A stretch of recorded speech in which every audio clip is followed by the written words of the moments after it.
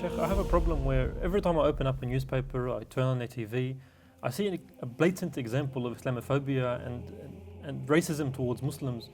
How should I respond to all of this?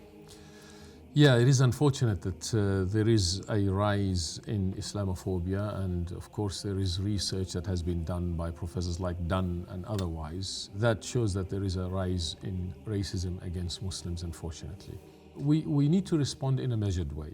And I always say that it's not about not responding, but it's about how best to respond so that we don't exaggerate the situation and make it worse for us as Muslims, or even making it worse for our sisters walking down the street. But also sometimes Allah subhanahu wa ta'ala brings these, really they are blessings in disguise sometimes. I want to share an example with you. 9/11, of course we all know about 9/11. Yes. The tragic events of 9/11.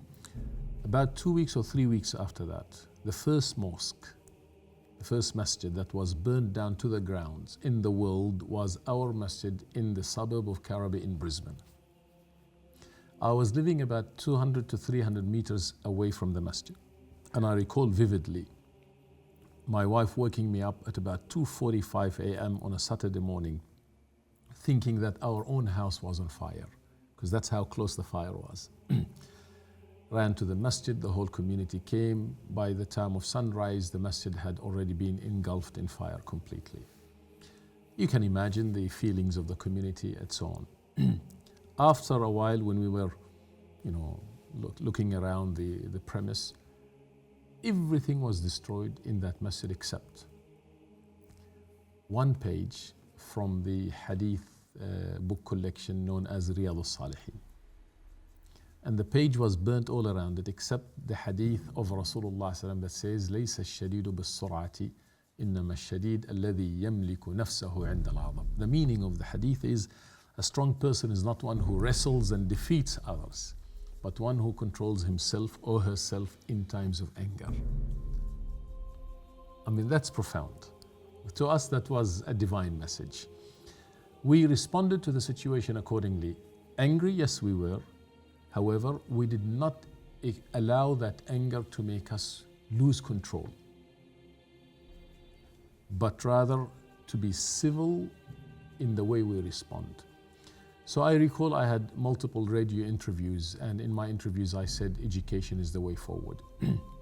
The first people to ever invite me to go and speak to them about Islam, because of the civil approach that I have adopted, were a people from a town called Gympie. You probably know nothing about Gympie, but people who are from far north Queensland, they would know, and older Australian Anglo-Saxon people would know, and they would always smile or laugh when I mentioned this.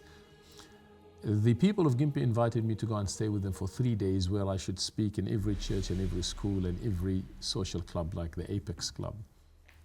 But before going, I was warned not to go to Gympie because I was told it was redneck and conservative and I must not go dressed or looking like this. But I went. And having that genuine interaction with people, allowing them to hear us and allowing to explain to them who we are and answering their questions as openly and frankly as we can, changes the setting entirely. Anyhow, to cut a long story short, after I spoke in some churches and some schools, the next day in the front page of the Gympie Times, City Embraces Peace message with my picture standing in the middle of the cathedral. And this has been the case again and again and again and again. Yes, we should respond. If Islamophobia leads to hate crimes, then we must report them to the police. We must speak to the Anti-Discrimination Commission. And definitely, we must never take the law into our own hands. And also never underestimate the power of dua, asking Allah Ta'ala to change the situation to the better. Inshallah. Does that help? It does very well. Jazakallah khair. Thank you very much, Sheikh. حفظكم الله. Assalamu alaikum.